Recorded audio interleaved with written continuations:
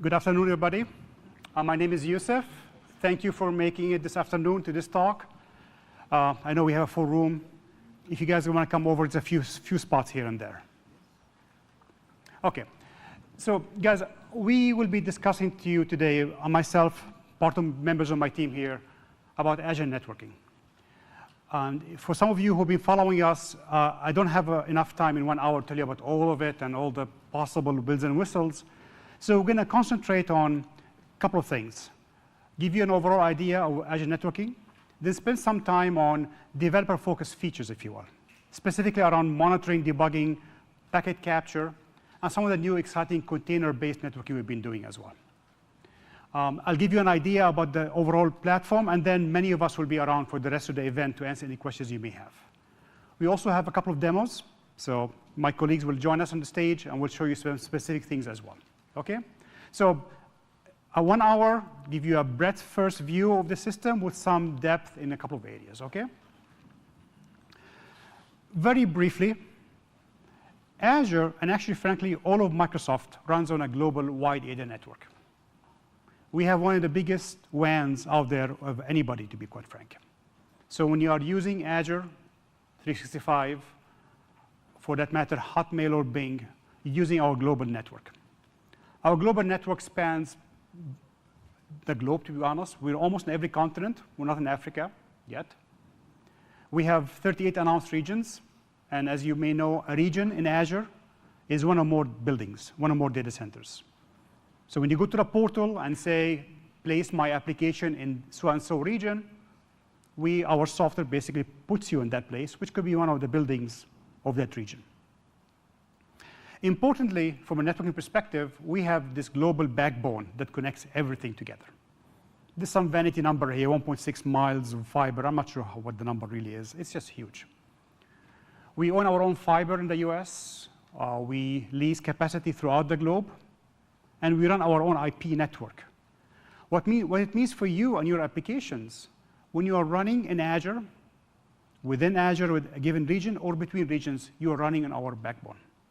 You don't go back to the internet. No need to. Actually, the way it works is that from whatever location you might be on the face of the earth, you hit a nearby edge node to you. We are around 120 locations around the globe and expanding, which means that as soon as you can reach one of our edges, you're on our backbone, and you stay there. Your app will not have to go anywhere else unless you want it to do that. And we have, for example, a service called ExpressRoute that enables you to, or your customers, to connect privately to us. So there are scenarios where your app cannot be exposed to the internet. You can keep it purely, totally private and locked and hooked privately to your customer's network as well. Some statistics, if you look at the right-hand side here, it gives you an idea of the scope of what we do.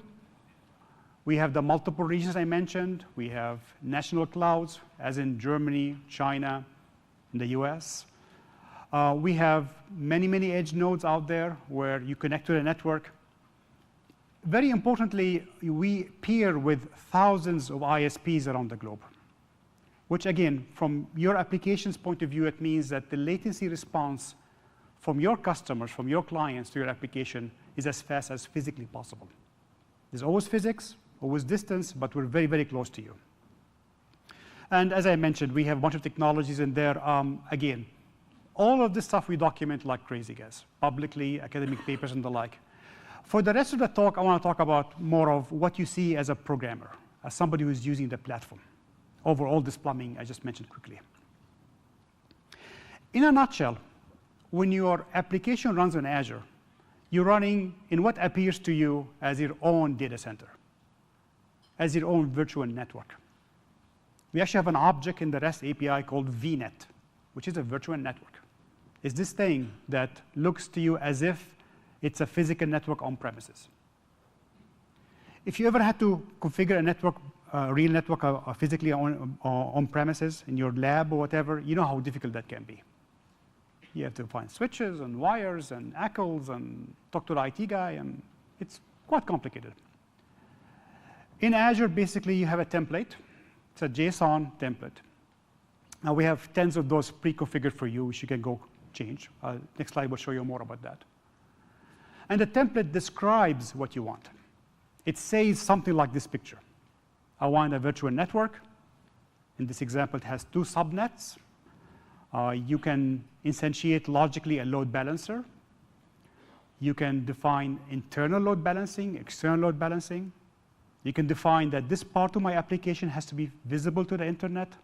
This part is not visible to the internet, and so forth. And you say, go. And from there on, our software takes over and creates this virtual network for you. For all intended purposes, your application thinks it has its own physical network with its own subnets, with all the semantics you're used to it in your own lab. The only difference is all virtual. And how the magic is done, I'll be happy to point you to papers and the like. Not for today. I want to tell you how to use this stuff today. So it's really designed for scale. You can do all sorts of things with this stuff. At the very end, I'm going to show you a couple of eye charts what you can do with all this stuff. But you can customize it to your heart's desire, importantly to your application desire. Now, for the templates, as I mentioned, we have a library of these. There are many of them. The key point I want you to remember, which I'm going to repeat over and over again, this stuff is really easy to configure compared to anything you might be able to do yourself in an actual lab or on premises. It's all template driven, this JSON. You can take a template, customize it to what you want, or you can do it through a portal. Virtually everything I'm describing here can be done through a portal, scripts, or APIs. You can do RESTful APIs. You can use one of the language bindings we have all over the platform for this stuff. And everything we show in the portal, by the way, is built over the same RESTful APIs. There are no magic APIs we have. There's nothing extra. It's all available to you. If you have a language not supported by us, you can define your own language bindings, etc. But this is key to us, guys. And again, if anybody here has spent time in IT building physical networks and the like, it's extremely refreshing how fast and easy you can configure these networks. And the fact that the templates already exist, you have to choose one, and your network will just work. OK, so let me tell you a bit more about new services and features we announced in the last few months, some actually few weeks, and a couple we're going to announce soon. So this is some of the new stuff we're adding to networking as we speak. I'm going to go through this thing in multiple slides, but here's a quick summary. We now have Network Watcher, which is a service and APIs that can be used by you to monitor your application, diagnose networking issues, troubleshoot, and importantly, packet capture. You see a demo a bit later on, and some of the power we can do in NetWatcher. We also have a built-in web application firewall. It's a service that does HTTP level firewalling. Again, you'll see more about this in a second. We have more plumbing, dual NIC, multiple IP addresses. Many of you will not care about these, to be honest, directly. But they're important to extend the scenarios for things like off-the-shelf firewalls and load balancers and protection systems, IDS, IPS, and so forth.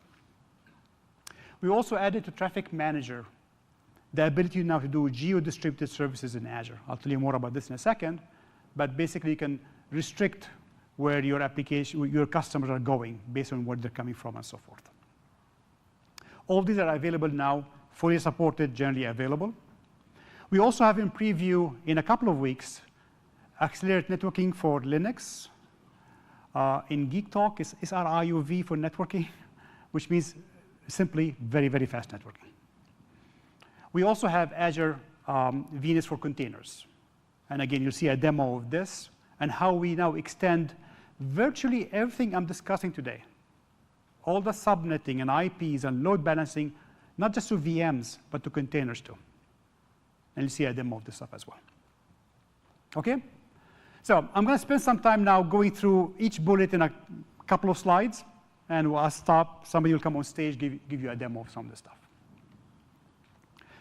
So let's discuss load balancing in Azure in general. This is an all-up view of how do you load balance your application in Azure. This is an older slide if you've been following us, but this shows the complete hierarchy of load balancing in Azure. The purple row which is labeled ALB, Azure Load Balancer, the layer 4 load balancer, is built in. It's free. It's a basic layer 4 load balancer in Azure. If you have a public IP address, you're going through the SLB or ALB. We use the same term for both. So this is the basic way you load balance a bunch of things, containers or VMs. And this one is, you cannot bypass this one. It's really built in. Everything else in this chart is optional. You can bring your own. You can use our own services in there. So starting from the top, your application will get traffic from the internet to endpoints that you define, DNS names, IP addresses, etc. You can optionally use Azure Traffic Manager to do DNS-based load balancing. You have multiple policies in there. You can decide where, based on DNS names, that they should go here versus there, based on performance policies, availability policies. If your Western Europe application goes down, you can send it to the East US, for example. Or, as you'll see in a second, based on geographical routing, which is a new feature. If you don't like Azure Traffic Manager, you don't have to use it. If you want to use Akamai, level 3, go for it. But this is built in, easy to use, not very expensive. You go to the portal, etc. Next level, after the traffic arrives to an endpoint, it goes through a load balancer. And this is configurable by you in template, in JSON, in the portal as well. And you can say basically basic layer 4 load balancing. 5 tuples, round robin, that kind of stuff, with probing, etc. After that, if you want to, you can instantiate an application level gateway. This is HTTP level load balancing, layer 7. It's optional. If you want to put an F5 in there, we have it in our marketplace. If you want to use a NetScaler, we have it in the marketplace too as well. Or if you want something sort of simpler, easy to manage, not as full-fledged, mind you, you can use our application gateway service in there. And I'll tell you more about this in a second as well. So this is the hierarchy, guys. You can go very simple. You can actually ignore all of this picture by defining a simple template with a publicly addressable IP address, and you automatically get the purple line in there. Or you can get fancy. Effectively push an application gateway there, maybe a WAF, etc. Okay? Now, let me go through a couple of these boxes and tell you a bit more about what they do. For Azure Traffic Manager, we added a new feature recently. So we've had this for a while. If you're using a bunch of services in Microsoft, you're using Traffic Manager. If you use Skype, you're using Traffic Manager, etc. Traffic Manager can do a bunch of things, as I mentioned. It can fail over your traffic from one place to the other. It can optimize for performance. Now, there's a new policy called geographical routing, in which you can direct your users to specific geographical locations based on where they're coming from. And the policies are kind of flexible. So this picture is trying to show you that you can define, for example, a policy that says, all my customers from North America, South America, can end up in US East, for example. Or in this other example, all your customers in India can go to Australia. Not the best example, but you get the point. This actually can be quite useful. There are certain customer scenarios where, for compliance, data sovereignty needs and the like, will require your application to be limited to certain locations. With this policy, now we can enforce that. This was highly asked by a bunch of folks. And again, guys, if you don't care about this stuff, don't worry about it. But somebody will ask you, configure the app to do this, and this can be done without your app changing one bit. The app itself is the same. Your app just has a bunch of public endpoints. This is how the traffic comes to it from wherever it may be coming from. Okay? This is GA. You're going to see more stuff coming to Traffic Manager soon as well. For the built-in load balancer, this is the Azure load balancer. This is the basic IP layer load balancing in the system. As I mentioned, it's built in. And by the way, guys, everything I'm discussing here is actually a service. You don't actually start up a virtual machine called load balancer. You don't actually go and manage it per se. You declare you want it, and it just goes. So with this, you can load balance TCP, UDP traffic. You can load balance public traffic coming to you from the internet, which is the most common scenario. Or if you have a sophisticated application where you have a multi-tier app, you can use it to do internal load balancing. So in this figure, the bottom sort of cross switch-like thing on the top, the top one is the public load balancer, and the one embedded inside your virtual network is the internal load balancer. Again, these are virtual concepts, but you control what they do.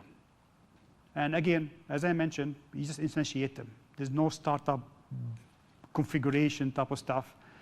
And if you want to add 10 more VMs, just say so. Add 10 more VMs, we'll load balance to them, and so forth. And there are, of course, probes to make sure that if the guy is down, we don't send the traffic there and the like. And from day one in Azure, this has been always available for free. Now, what we've shipped a few months ago, or we're adding more feature to, is the application gateway, which is layer 7 or HTTP load balancing. Again, it's highly available. It's a service, again. You just declare, I want it. It happens for you. It can do a number of things. It can do SSL termination. It can do application layer routing based on HTTP rules, and has a bunch of rich diagnostics. I'll spend a slide in each one of these bullets right now. So it can do SSL offload. So you don't have to worry about your certificates being in every destination VM, and worry about your VM worrying about this stuff. You can offload all the SSL processing to it, including the management of the SSL certificates. And you effectively terminate the SSL connection there. And you have control over policies. We have a number of policies in there in which protocols you accept and which you don't. And more recently, we add the ability to encrypt from it to the back end as well, through a different certificate as well if you want to. And there's some scenarios where you want that to happen. Again, the beauty of this, by and large, your app doesn't change. It just, traffic comes to you, it's encrypted, and then you go from there. So that's one feature for application gateway. The other one, of course, is you can do routing based on your URLs, URIs. So based on that, you can do also policies in there. You can, based on the request path, send the traffic different places. And you can configure built-in up to 20 backend pools. If you want more, give us a call. There's a way to click on the portal. We'll increase it for you. And you can scale them independently depending on what the URI looks like. And you can do things like multi-site support using this thing. So you can have one site with one name or a different name, and you can configure it also the same way as well. And of course, it does also cookie-based session affinity. That's kind of obvious for layer 7. That's important as well. And we have WebSocket support as well nowadays. And importantly, if you know about the rest of Azure, this is integrated with VM scale sets. So if you want to add another 10 VMs, 100 VMs to your VM scale set, just add them. We'll load balance to them, and vice versa. You can shrink down as well. And again, it's a service built in here. If you want to use it, there's an extra charge for this thing. For you, the last couple of years, guys, many of you have been asking us for add more diagnostics to this stuff, please. And you were right. We kept adding features, not enough diagnostics. Now, as you see for the rest of my presentation, we have a lot more diagnostics in the platform. App Gateway actually has a bunch of rich diagnostics. Access logs of each request, performance logs to know what's really happening for each request, a bunch of health logs, integration with the rest of the platform, and Azure Monitor as well. Azure Monitor is part of the whole portal experience for Azure, and this stuff is really fully integrated there as well. Okay, so I told you about basically all the load balancing stuff. There's an add-on premium feature to the application gateway, which is actually a web application firewall. You can enable it extra, a bit more money, and for that you can now do actually firewall at effectively HTTP level as well. Again, same thing, highly available, built-in, managed service. You can protect the application without changing your app. Again, all this stuff is sort of out-of-band your app proper. Our WAF is pre-configured with a set of rules. This is actually an open source set of rules. You can go look them up. OWASP basically has a set of rules. I'll show you the list in a second. Things like SQL injection protection, XSS attacks, cross-scripting attacks, and so forth, with very wide community support. We actually pick it up from the community, put them in the service out there, with a bunch of configurable rules as well. So you decide which ones you want to apply to the traffic coming to your application. And the way it's done is actually straightforward, guys. It's a portal experience. You go click on the rules. The built-in rules, here's a sample of them: SQL injection, cross-site scripting, etc. Today, you cannot author your rules yet. It's a coming feature, guys. You can configure the rules, though. So you can configure them quite a bit of time, different ways, the different rule sets. You can disable individual ones, and so forth. And again, guys, you can just put this in front of your app, and it will do a very good job protecting you against a bunch of these attacks as well. Again, without touching your app. And of course, as I mentioned, we invested heavily in monitoring because you asked us to. So we have integrated logging from the WAF. We tell you what we blocked. It integrates the logs with things like you can get a JSON format log and go party on it yourself. You can plug them into Event Hub from Azure or OMS from Microsoft. It's yours. So the format is quite open, if you will. And it's also integrated with, I'm going very fast, guys, I know, with Azure Security Center. That's part of Azure as well, the portal experience. Azure Security Center integrates a lot of signals from multiple sources and gives you recommendations how to protect your application. And you can use it to view, protect, detect, respond to security threats across a bunch of parts of your application. And gives you recommendations also what to do. So we're actually very happy with how the whole thing is coming together as well. OK. So let me now segue into deeper look at the whole monitoring space, and then we're going to give you a demo of NetWatcher. Okay?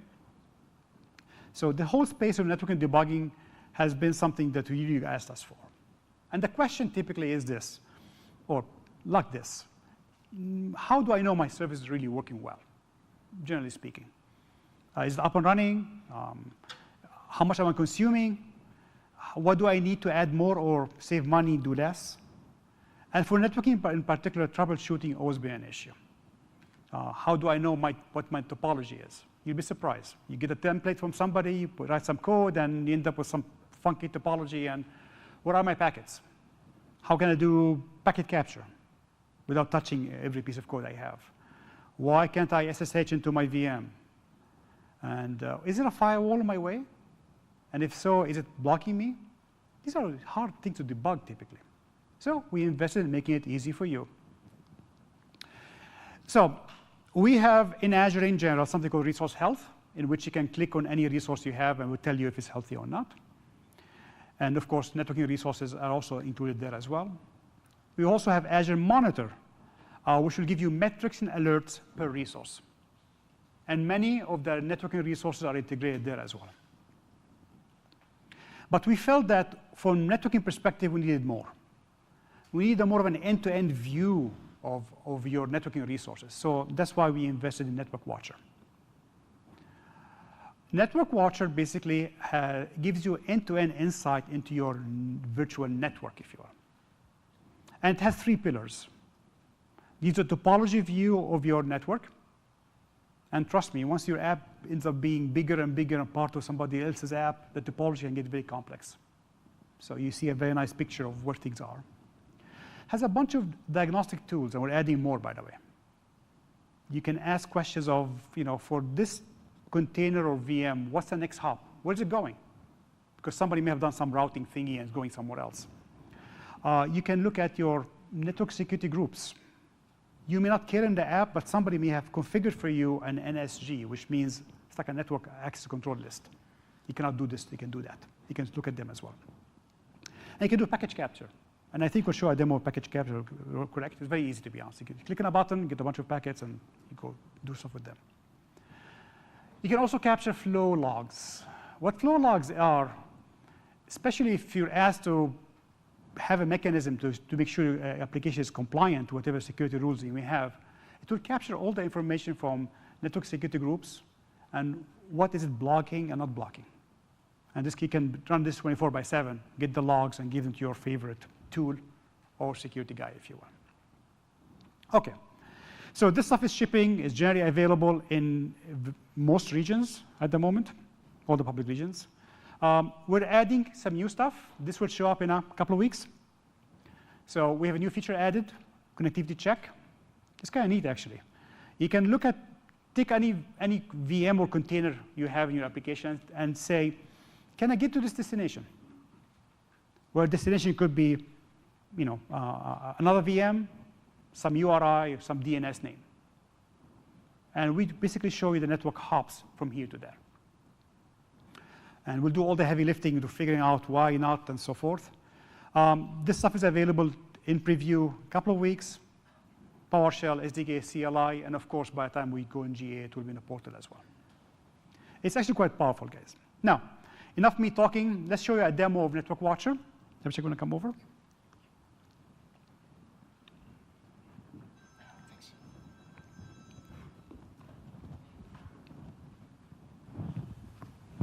Hello?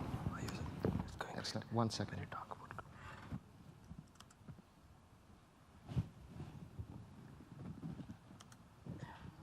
All right. Okay. Hi. So before I begin the demo on the service, I just want to talk a bit about how my setup looks like. So I've created a resource group over here, as you can see. Let me know if you can see it clearly, or do I need to increase the font? Good? OK. So let's start by grouping them by type. And what I have over here is I start off with a virtual network, so a VNet. I've got a couple of subnets in it. And each subnet has a few VMs and some NICs, and I've got network security group configured. And it's all in over here, as you can see. Now, if I were to tell you this is how my deployment looks like, it's really hard for us to, or for you even, to see what's connected to what, who's talking to whom, how are my subnets distributed. If I've put a network security group, is it applied on my subnet level? Is it on a VM or the NIC? Where it is, right?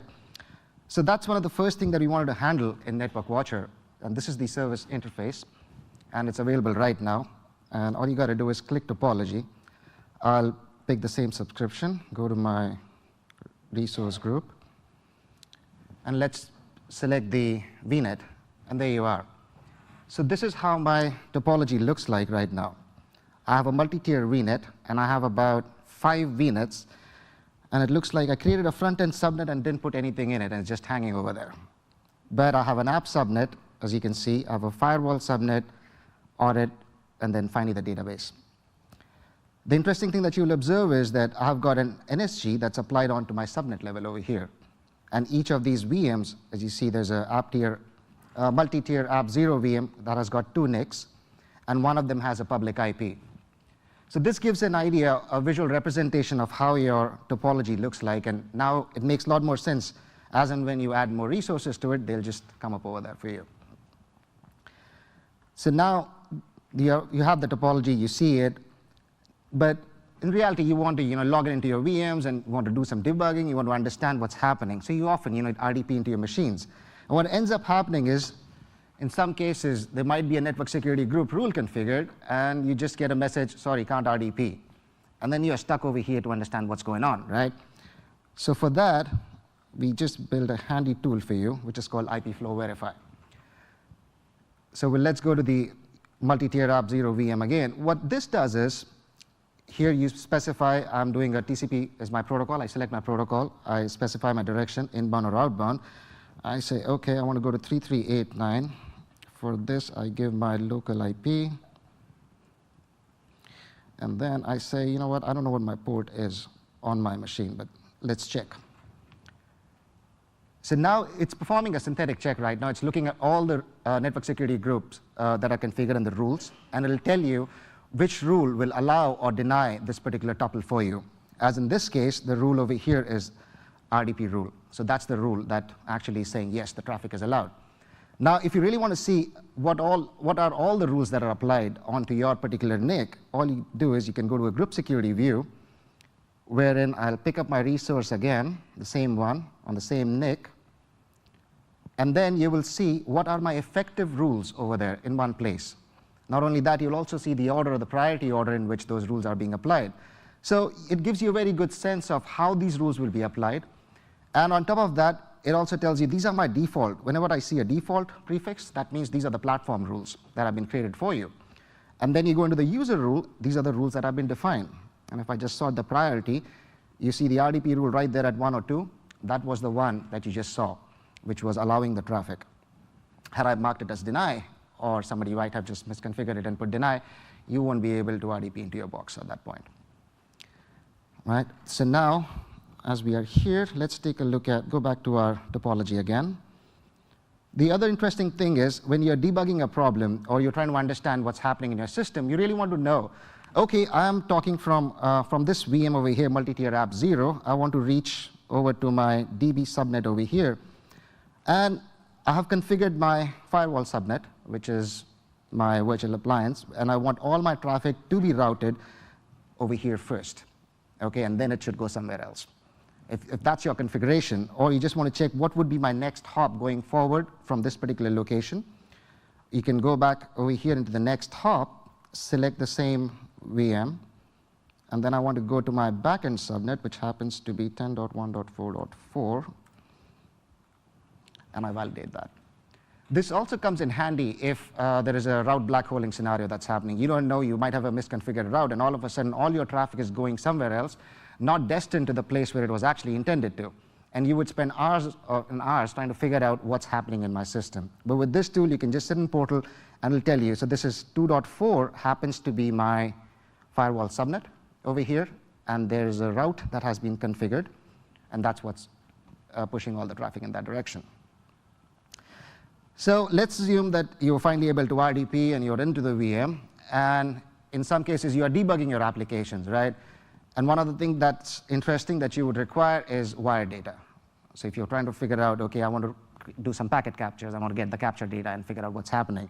So up till now, what you would do is log into the machine, go there, figure out what's happening, have your favorite tools, start your captures, store it there, put it in a different location, download it, all the jazz. Now what you can do, if you're in the portal itself, you can just head over and click here. So this is showing the captures that I've already run so far. You can go back to my subscription here. I'll show you the captures. And you can go click add over here. So you can, over here, you can pick any of your VMs. You can give a capture a friendly name. This is capture for build. And then you can say, you know what, go ahead and store it in one of the storage locations that are available. So you can specify a storage account. That's your blob storage right there. Or if you want to choose, you can say, OK, you know what, when you're doing that, might as well save a copy on my VM as well. So you can select the file, specify the file location, and it'll save a copy of the capture on the VM too. Then we give you some more configuration options over there. One of the things is maximum bytes per packet. I mean, it's not necessary that if you're debugging a scenario, you don't want the whole capture to be there. You're just interested in the headers. So all you do is, OK, fine, just capture the first 60 bytes. I'm good to go over there. Similarly, you can configure how many maximum bytes per session do you want to do, right? Or how long do you want the capture to go on for? Right now, you can initiate a capture up to 5 hours, but you can configure anything below 5 hours. And that will be good. And then we thought that, you know, OK, I'm still giving you all the traffic. Everything is coming in. How about a bit of a filtering capability? So if I go back to my, if I look at my view, all I'm interested in my front end and my back end and the communication between those two VMs, right? So I can say, you know what? I don't want the whole thing. Just give me the local IP is this, and the remote is, that's it. And I have this filter. Now what will happen is it will take captures only for those filtered IPs. So you don't have to, you know, go and parse through all that data that's happening. You just focused on what you need. And then you can go ahead and add as many filters as you want. I can say, OK, just do another TCP and give me everything that's coming on AT as well while you're at it. And then you can initiate your capture over here. So let's go and take a look.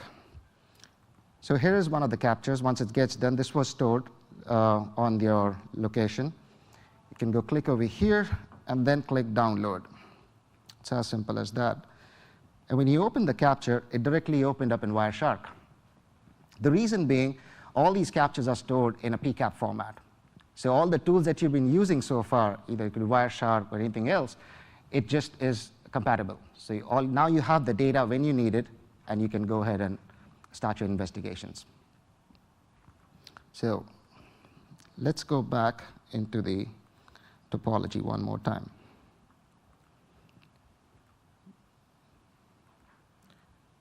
So I go here.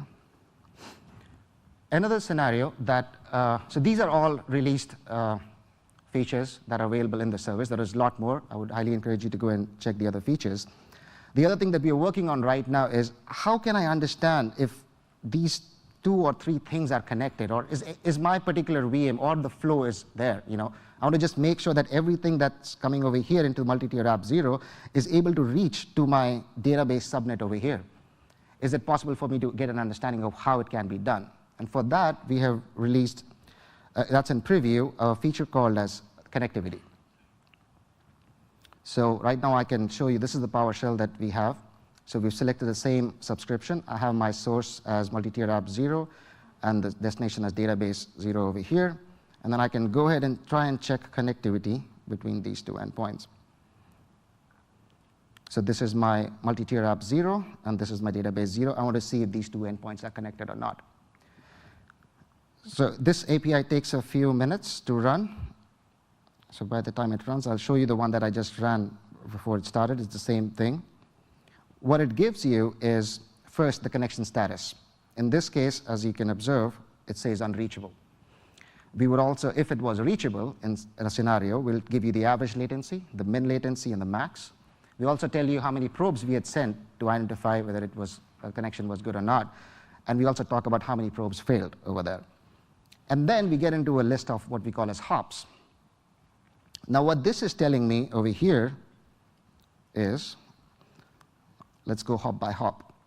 So I start off from my NIC over here, which is my app NIC, which is right here. I start my journey from here, and then it says, okay, once you reach your app NIC, you go over to your virtual appliance. It tells me what my next hop is. I go to my virtual appliance, which happens to be my firewall NIC right here.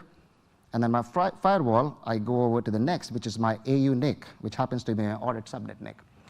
And something interesting happened over there. There was an issue where it says the origin is outbound. So anything that's going outbound from that point onwards is actually having a severity which is of error. So there's a problem definitely there. And it seems to be that there is a network security rule that is blocking your traffic. And when you look at what is the rule, it tells you that there's a rule called port 80 that's not allowing traffic to go forward. And this is your final destination, and that's why you were unable to reach there. So now let's take a look at what was there in the configuration. So if I go back over here, if I go back to my audit NSG, and I take a look at it, I have a port 80 configured which says deny all outbound communications. So that's one of the few things that you can do you would be able to do. This checks a bunch of other heuristics that we are plugging in, like we were talking about earlier, such as if you have a misconfigured firewall rule, it'll tell you. It'll also tell you all the latencies and everything so that you can focus and plan on the right thing. So one last thing now is that all these things are good, but if the issue has already happened and then you go around debugging it and figuring out what's happening, it's sometimes a bit too late. Okay, you want to be in a position where something is happening, something wrong, somebody changed the configuration, or anything happens, you need to be informed at that point, and action needs to be taken then. The diagnostic information should be available to you at that point, not later on. So for that, what we recommend is to use how you can integrate with the Azure monitors alerting functions. So you can create an alert over here and then say, you know what, when the alert gets fired, say for in this case, somebody goes and changes a network security rule for you. Configure your alert and say, okay, fire my alert, and then do a connectivity check right there. And if you really want to know how to do that, so we have documentation over here which explains you how you can set your alerts, how you can integrate with the Azure functions, and then there's a code that you can just simply paste in, and then it gives you a very good idea what you can do further with that. Sorry, it just started moving. Yeah. Okay. Thanks. That's all I had. Thank you. Thank you.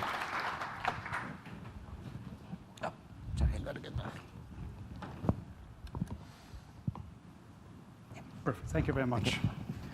That's great, actually. And guys, stay tuned. We'll be adding more to this tool. OK, guys, switching subject a bit. And this will be followed by another demo, and we'll be done. So recently, we have announced something called Azure VNet for containers. In a nutshell, guys, we're making containers in Azure as full-fledged as VMs as possible. From a networking perspective, we're basically exposing into your code in containers the same rich set of features, APIs, mechanisms for the VNet that's available to VMs, also to containers as well. So in this simple picture on the right-hand side, the lower blue box, which is the underlying VNet, is now reflected inside your container as well. So whether your code is running in a real VM, if you will, or inside a container, you see the same networking feature set.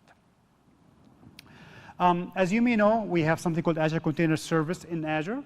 It's used to deploy and manage the infrastructure, and it starts your favorite orchestrator. And you can see the list we support there.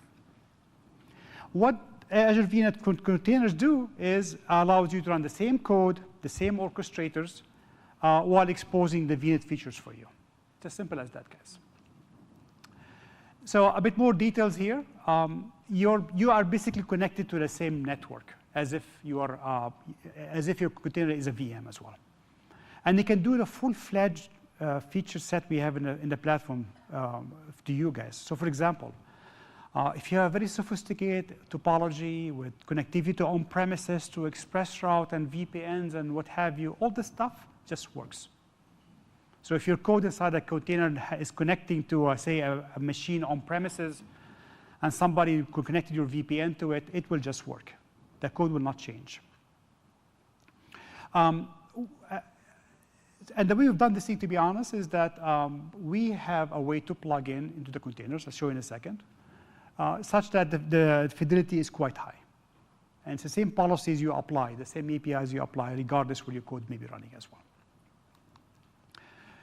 So at the bottom, basically, we can support the VNet for containers for both for Azure and on-premises in Azure Stack. It's actually the same code exactly. We do it both for Linux and Windows, of course. And the way it works, really, if you would like to know, there are plugin models for these orchestrators out there. There's a CNI model and CNM model. We support both. That's how actually so basically these reflect the underlying mechanism all the way to the application. And if you want to see the code, it's open source. So you can configure it and run with it, or you can go to GitHub and pick up the code yourself and see how it actually works. Now, this stuff is easier to see in a demo than me talking. So Narayan here will show you the actual demo, how the stuff really works. All right. Okay? Yeah. All right, good. So before I start, how many have you played with containers in Azure in general? Show of hands? Pretty good. All right. So then this will be a good refresher for you. So what we have is, this is what I'm going to demo to you. So I'm going to use the ACS service, Azure Container Service. That's the easiest way to run containers in Azure. And I'm going to select the Kubernetes model over there. So I'm going to actually deploy or show you a deployment of a Kubernetes cluster with 2 agent nodes that can run containers. And I'm going to go into the master and show you how these containers get networking from the platform. Right? By default, they use the networking that is given by Kubernetes. But since you're running in Azure, you may as well take advantage of the rich SDN stack that we have built, everything that Yusuf told you about in virtual networks and load balancers and application gateways. You can use that, and that's what I'm going to be showing to you. So let's switch screens now. All right. So ACS, or Azure Container Service, can be launched from Portal, but easier, a devish way, I would think, is to actually do it from ACS engine. So if you have been running containers, you probably saw that there is an open source repository in GitHub where you can just go and download this from that, build it yourself, and use ACS engine to actually launch the Kubernetes cluster, easiest and fastest way. When you do that, all you really have to do is supply to ACS engine a configuration file. So this is a very, not a big configuration file, a very small one, as you can see here. you say that, okay, I want to deploy a cluster, a container cluster. The orchestrator is Kubernetes, right? And this is the key element here. For network policy, you're saying use Azure. Now, if you leave it empty or don't mention anything, it's going to use Kubernetes default network policies. But if you say use network policy as Azure, we're going to supply networking for every container that you're going to bring up in this pod or in this cluster, right? There are other providers also that we support, like Calico. You could also choose them, but you may as well also choose Azure if you're running in Azure. Now, so you take this and you just say ACS engine and then deploy this file. A result of that would be something like this. Once you have just used ACS engine executable and gave that configuration file to it, you will get a deployment like this. You get a new resource group, and you will get the resources under the resource group. So it's kind of an eye chart at this point in time, but you see that we got the full Kubernetes cluster set up over here. So it has storage accounts, network interfaces, VMs, and VNets. So let's filter, and then let's look at what network it put this cluster into. So I'm just going to select VNet over here. So it created one virtual network for us. It's called as a Kubernetes KA. It's VNet, and it is in the address space 10/8, 10.0.0/8. And you see that there are a lot of devices connected to this. That's because I've provisioned a lot of IP addresses in this network to be given to containers when they show up, right? That's all I've done here. And if you go back and see how many virtual machines this guy really has, it will have like 3 virtual machines, and whatever else I have in my Kubernetes cluster in my VNet will show up here. So let's go and filter for virtual machines. There we go. And you can see that there is a Kubernetes Linux pool 1, another one. So there are 2 Linux machines that are waiting. It's called Slaver Agent that can launch containers. I have one Kubernetes master, and I have a Linux VM, a Ubuntu VM, and a Windows VM. These are all VMs in my network, right? They're also there. They could be doing other functions for you because most people run hybrid, right? They don't run all their workloads in containers. Some workloads are containerized, and some of your traditional applications are running in VMs. So this is generally what you will have in hybrid, both VMs and containers. Now, what I have done here is I've done putty and gone into the Kubernetes master. Okay? So let's see what nodes it has. Kube control get nodes. It'll give me the nodes. As you saw, those 2 Linux pools listed over here and 1 master. So all I'm operating on is 3 VMs right now. One is a master, and I have 2 agents, which is going to launch containers for me. So let me go to Kubernetes and look for what are the pods that I have here. Pods are basically containers, right? So I'll list them over here. So I have at least 3 pods running. They're called Nginx. Nginx is one of the most basic Dockerized image that you have that you can use for running a web app. So I just launched that, and I have 3 of them. Now here is where I want you to notice. The IP address for each of these pods comes from a 10.240 address space. If you remember, my VNet was a 10/8. So these IP addresses are basically coming from my virtual network. Each of these pods actually do have an IP address from a virtual network. Now let me go into one of the pods and show you how easy it is to actually connect to the rest of my network. So what I'm going to do here is,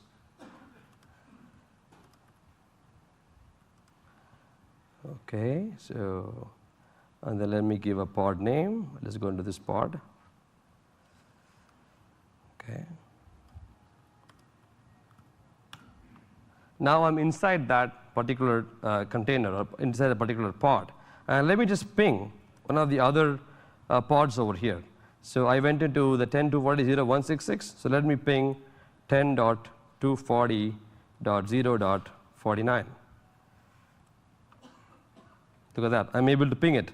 Now, if you notice, that was running in a different VM. It was running in Linux pool. Okay, let me just close that. Okay, so it was running in a, so let's just go and get the,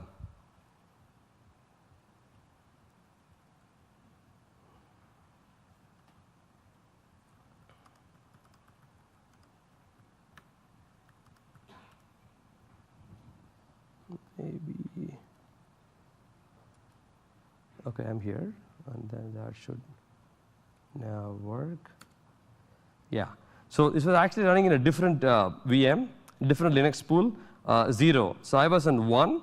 I was in this container. I pinged the 49, which is in a different VM. It just works. So container to container can just work, even if you're running in different agent nodes, right? That's because both these containers belong to the same network, the same VNet.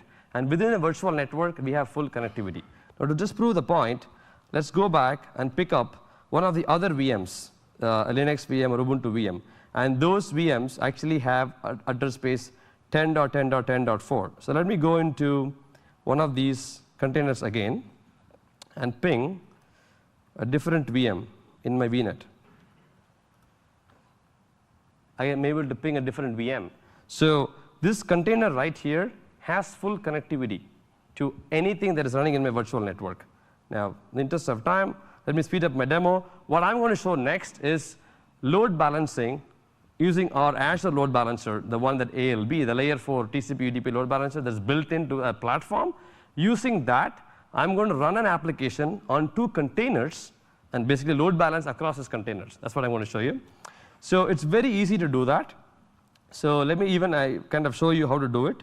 So all you really have to do is, if you want to create a new application, right?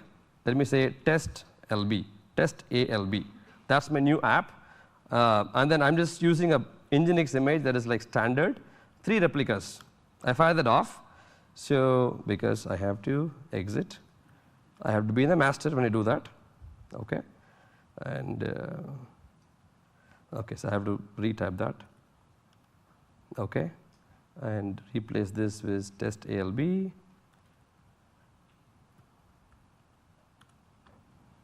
Now, that's already created. So if you go and see,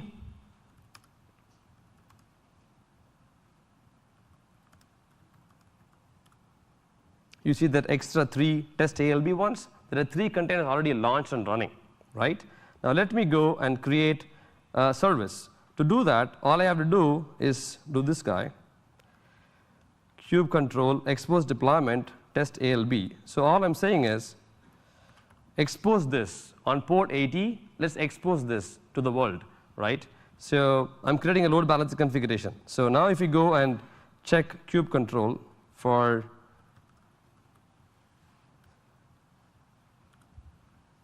now, this test ALB is already created as a service that is going to get exposed in 80, port 80 using TCP.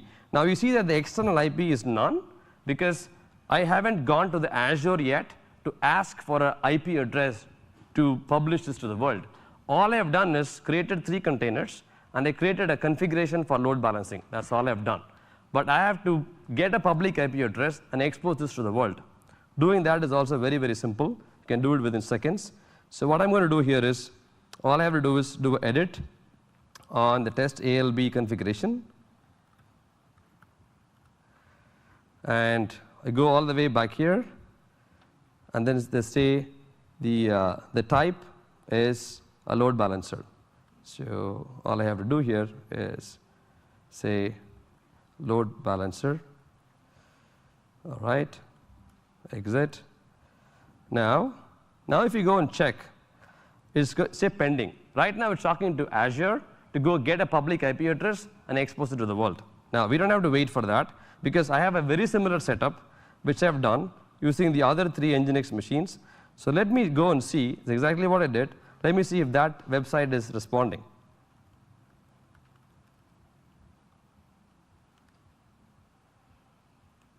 All right. Welcome to port 10.240.166. Now, there's a lot of affinity over here, so every time I refresh, I still get the same output. But since I know that's going to happen, what I'm going to do is do a curl and show you the same and show you the different output, 165.134.181. So that says welcome to port 143, right? Okay, let's keep 49. So this is now alternating between the different containers, right? So if I have to kill one of these containers, right, you'll automatically get launched. So it's 166, right? Let me go and try to kill that container. That's the last step. So bear with me.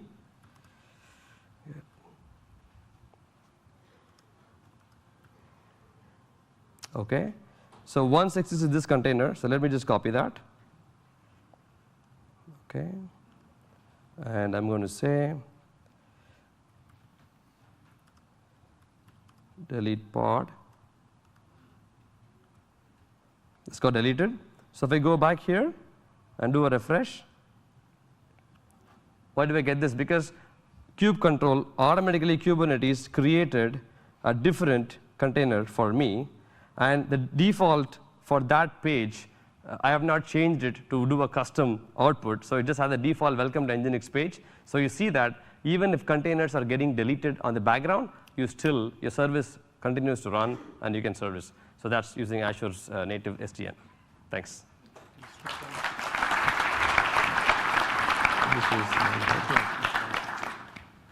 No, it's not 1. So what is this? 5. 5? Yeah. Okay. Perfect. Yeah. Thank you, Narayan. Guys, we're almost done. Just want to very quickly show you a couple of pictures. What can you do with how you can put this whole thing together? Really, you can build very sophisticated topologies. And frankly, some of our customers are using very sophisticated topologies here. So this VNet, subnet stuff I've been talking to you about can be configured in multiple ways. What we see many customers do is central IT may go and decide the policy must be this. And they build a hub VNet, put all the DMZ and firewalls and the like, and they give many of us as developers their own VNets. We can go to town. So we have built all the infrastructure, including the RBAC controls and access controls and the like, to allow this model, where the complexity can be shoved us along, if you will, in this hub, and allow you to do many things inside your spoke, if you will, or your side of VNets as well. And we've documented this stuff left and right by you guys. And lastly, don't even look at this, but this is how what people are doing nowadays with this system, guys. This is actually a snapshot of not a atypical enterprise deployment topology, crossing the spectrum from on-prem to the public cloud and so forth. And again, guys, if you are into this space, we have a lot of blueprints and documentation in this stuff. Guys, I'm done. Here's a very quick summary. We've been investing quite a bit the last year or so enhancing developer productivity and frankly debugging and monitoring infrastructure. The built-in template infrastructure is really very important to manage all the stuff. And you'll see a lot more of the stuff coming from us as well. Thank you very much for your attention.